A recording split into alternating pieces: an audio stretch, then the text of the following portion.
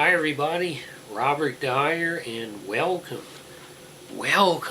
to the Robert Dyer channel, where tonight I have a new product from one of the brand names that represents American innovation, and that is Pop Tarts. And holy smokers, there's something new in the world of Pop Tarts. It is Pretzel Pop Tarts.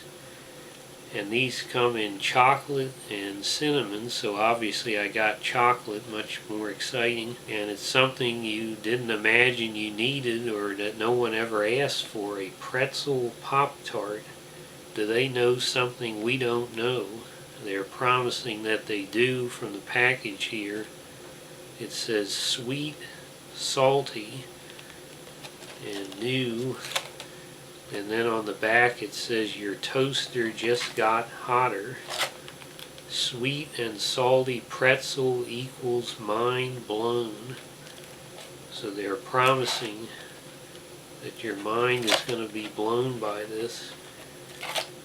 Really set the bar high, and I don't know about you, but after toaster strudel, is it possible to go back to Pop-Tarts?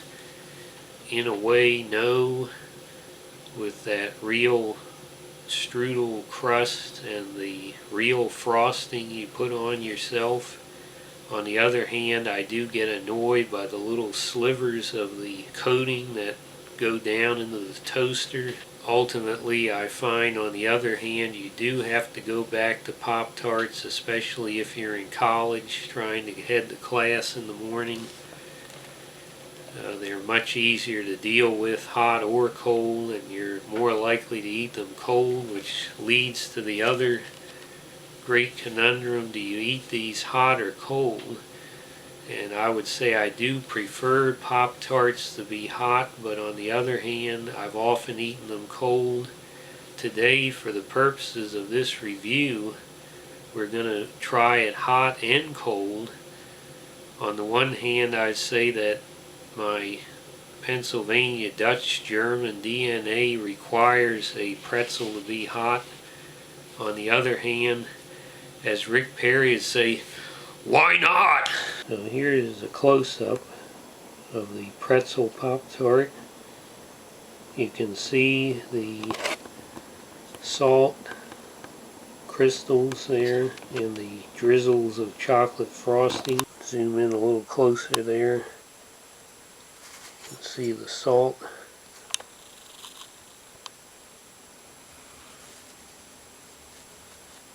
So here I have the hard, cold Pop-Tart right out of the package. The aroma is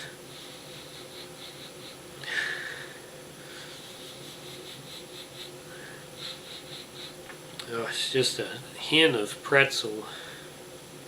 Not very much aroma at all. That's what the bottom looks like. Let's go ahead and see how it tastes.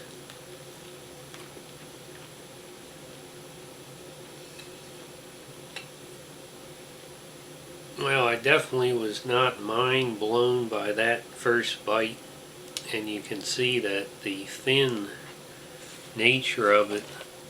Look how thick they make it look, all that chocolate coming out. Not quite. So that's definitely some false advertising on the front. First thing I noticed is how surprised I was at how much the crust is still like the regular old-fashioned Pop-Tart. I thought it might be totally different.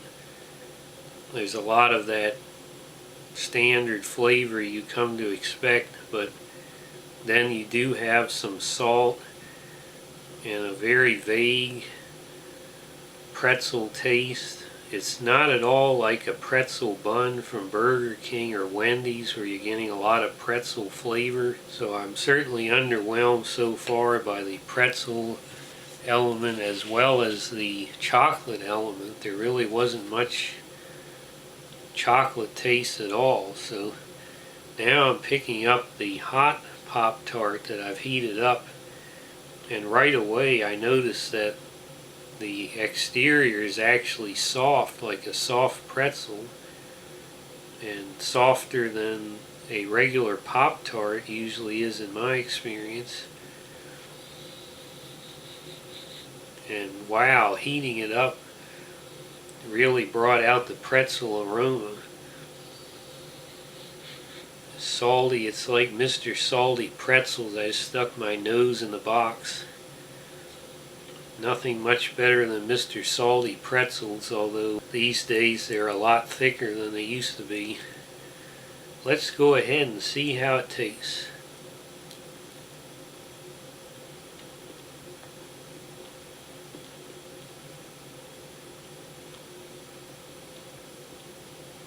Well, I'm still not blown away by the hot Pop-Tart, but it did heighten the flavor a little bit, just as it did the aroma. It changed the texture of the chocolate filling a bit, and it made it more noticeable, if not more flavorful.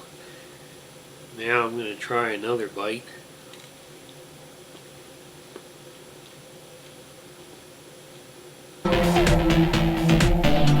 Bob, I just bought front row tickets for Camilla Cabello.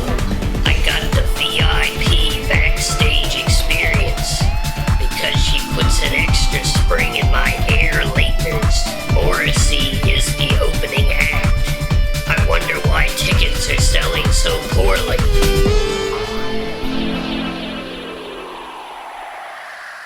Well, I think my verdict on these is that, first of all, this is a situation where the Pop-Tart must be eaten hot, because it's really night and day compared to the other standard flavors.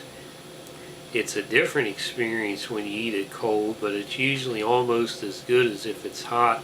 With these, the experience was so different for me that I feel like I want to finish the hot one, and I didn't particularly care to finish the one that I didn't heat up. Having said that, the chocolate element is still quite underwhelming.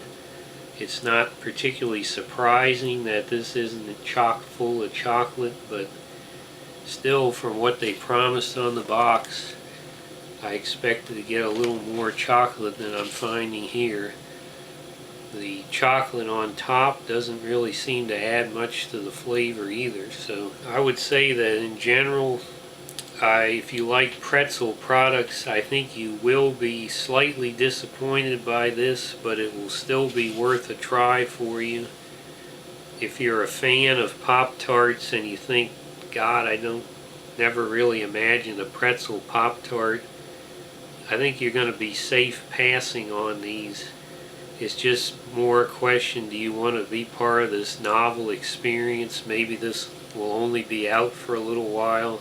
I think maybe they should have, if they can't put more filling in, maybe they need a different filling that will help to go with the pretzel a little better. I just did not get much flavor out of this.